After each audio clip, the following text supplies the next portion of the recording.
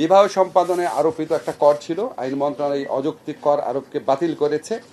এটা হচ্ছে মোটামুটি এখন পর্যন্ত করা কাজ। আর পরবর্তীকালে আপনাদের জানাবো, আমরা দেওয়ানি এবং ফৌজদারি আইনের ফৌজদারি কার্যবিধি যেটা আছে সেখানে আরও কিছু এরিয়া আইডেন্টিফাই করেছি। এরকম 15 থেকে 20টা এরিয়া অলরেডি আইডেন্টিফাই করেছি। আমরা সমস্ত আইনগত সংস্কার আশা করি আগামী 6 মাসের মধ্যে আমাদের যে প্রত্যাশা আছে সবগুলো আইনগত সংস্কার করে যাব। বিগত সরকারের আমলে যে অনাচার হতো, চরম মানবাধিকার লঙ্ঘন হতো, মানুষকে যে দমন নিপীড়ন করা হতো, তার একটা বড় প্ল্যাটফর্ম ছিল উচ্চ আদালত। সেখানে মানুষ প্রতিকার পেত না, চরম মানবাধিকার লঙ্ঘনের বড় প্রতিকার পেত না। এবং এটার কারণ ছিল উচ্চ আদালতে রাজনৈতিক সরকারগুলো সম্পূর্ণভাবে দলীয় বিবেচনায় অনেক ক্ষেত্রে অযোগ্য লোকদেরকে জাজ হিসাবে নিয়োগ দিত। আপনারা জানেন, উচ্চ আদালতে নিয়োগ নিয়ে একজন সাবেক প্রধান বিচারপতি প্রলয় ঘটে গেছে এই ধরনের কমেন্টও করেছিলেন।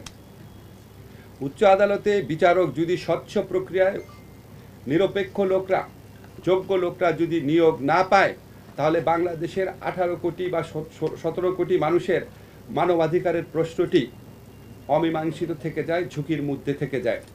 এই প্রয়োজনীয়তার কথা যে উচ্চ আদালতে বিচারক নিয়োগ হবে স্বচ্ছ প্রক্রিয়ার মাধ্যমে, দক্ষ, অভিজ্ঞ, দল নিরপেক্ষ এবং প্রকৃত যোগ্য ব্যক্তিরা উচ্চ আদালতে বিচারক নিয়োগ হবে, এরকম একটা চাহিদা এই সমাজে বহু বছর যাবৎ ছিল। বহু ফোরাম থেকে, বহু রাজনৈতিক দল থেকে, হিউম্যান রাইটস অর্গানাইজেশন থেকে, নাগরিক সংগঠন থেকে এই ধরনের দাবি উত্থাপন করা হয়েছিল। আমরা আজকে অত্যন্ত আনন্দের সাথে জানাতে চাই এই আইনটা হয়েছে।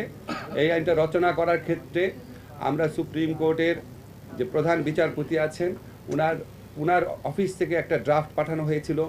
বিচার বিভাগীয় যে সংস্কার কমিশন আছে সেখান থেকে একটা ড্রাফট পাঠানো হয়েছিল।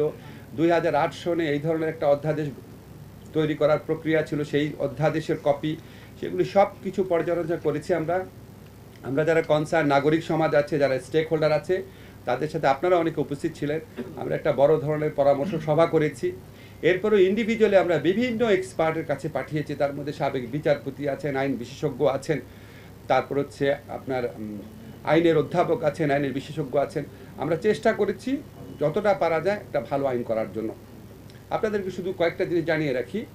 এখানে একটা উচ্চ আদালতে বিচারক নিয়োগের জন্য একটা কাউন্সিলের প্রস্তাব করা হয়েছে, কাউন্সিলের বিধান করা হয়েছে।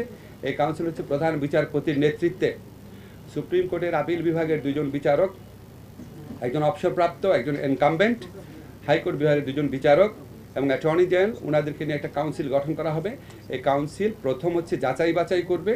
আর এখানে হচ্ছে মানে ওনারা নিজ উদ্যোগে অনেক নাম সংগ্রহ করবেন।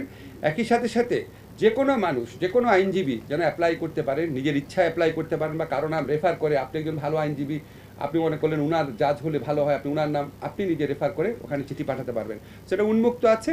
আবার একই সাথে এই কাউন্সিল স্বউদ্যোগেও ভালো ভালো নাম সংগ্রহ করার চেষ্টা করবে, যাতে ভালো জাজদেরকে নিয়োগ দেওয়া যায়।